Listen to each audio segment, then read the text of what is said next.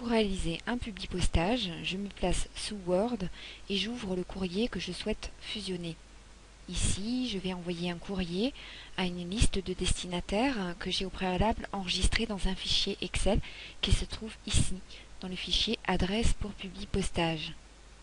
Donc je me place sous Word et je clique dans l'onglet Publipostage, puis Démarrer la fusion et le publipostage, puis Assistant, fusion et publipostage pas à pas. J'ai un onglet sur ma droite qui s'ouvre. On me propose de sélectionner le type de document. Dans mon cas, il s'agit d'un courrier, donc je sélectionne lettre et je passe à l'étape suivante.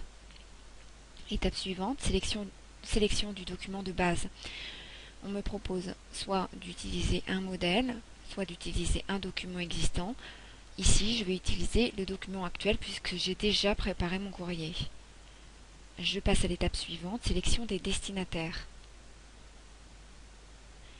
Alors ici, je peux soit utiliser une liste existante, ou bien aller chercher des contacts dans mon carnet d'adresses Outlook, ou bien encore saisir directement une nouvelle liste. Pour ma part, je vais donc utiliser ma liste de contacts que j'ai enregistrée sous Excel.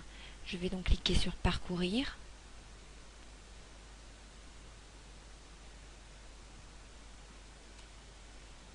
Donc le fichier se trouve dans un répertoire qui se trouve sur mon bureau, que je vais chercher ici. Voilà, adresse pour publipostage.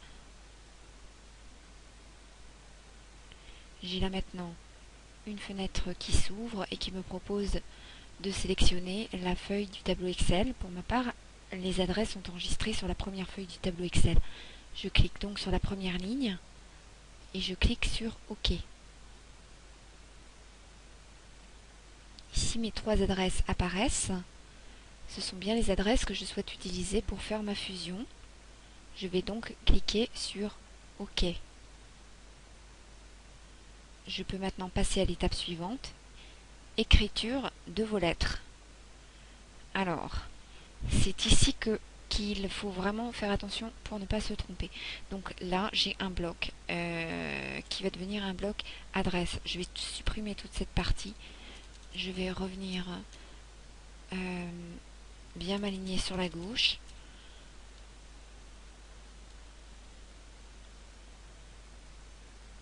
Hop. Et ici, je vais cliquer sur bloc d'adresse parce que je souhaite mettre un bloc d'adresse. Alors, je peux sélectionner le format de mon destinataire. Ici, j'aime bien le format Monsieur Pierre Martin. Ça me convient. Je le sélectionne. Je décide d'insérer le nom de la société. J'insère l'adresse postale et je n'inclus le pays que lorsqu'il est différent de France. J'ai à droite un affichage de ce que j'ai sélectionné. Donc, Monsieur Philippe Tartampion Primus, 3 rue du Roseau, 75 003 Paris.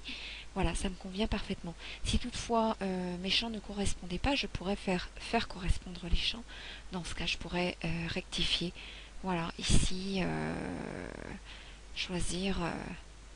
Ah si, je peux par exemple rectifier quelque chose. Je peux enlever monsieur et le remplacer par M. Point. Donc j'avais fait 2 colonnes dans mon tableau. Une colonne genre et une colonne civilité. Je vais donc choisir genre. Je vais faire OK. Et voilà, j'ai maintenant M. Philippe Tartampion qui s'affiche.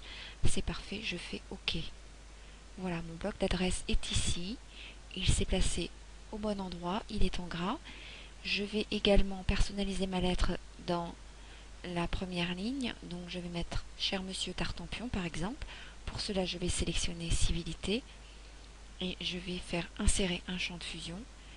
Et c'est donc là que je vais sélectionner effectivement un champ de fusion civilité. Je fais fermer. Je vais faire la même chose pour insérer un champ de fusion non. Voilà. Je vais juste justifier mon courrier qui ne l'est pas. Et voilà, mon courrier me convient parfaitement. Je vais donc passer à l'étape suivante, aperçu de vos lettres. Alors là, il y a encore une chose qui me dérange, par exemple, c'est l'interligne qui est trop grand pour moi. Donc je vais retourner à l'étape précédente. Je vais sélectionner mes deux lignes, aller sur l'interligne, option d'interligne, et moi j'aime quand il y a 0, alors je fais 0. Voilà, je vais juste passer une ligne ici, et je vais donc recommencer. Étape suivante, aperçu de vos lettres. Voilà, pour moi c'est parfait, c'est ce que je souhaitais avoir à l'écran. Je vais donc pouvoir passer à l'étape finale, fin de la fusion, étape 6, et donc voilà, je peux choisir soit d'imprimer les lettres, ou soit de modifier les lettres individuellement. Je vais modifier les lettres individuellement, tous, pour les voir apparaître à l'écran. Ça me permet de vérifier. Voilà. Mes lettres me conviennent parfaitement. Vous voyez, pour la Belgique, j'ai donc le nom du pays qui s'affiche. Voilà, j'en ai 3, je pourrais en avoir 250. C'est terminé, mon tutoriel est terminé. Je vous remercie de l'avoir suivi. À très bientôt.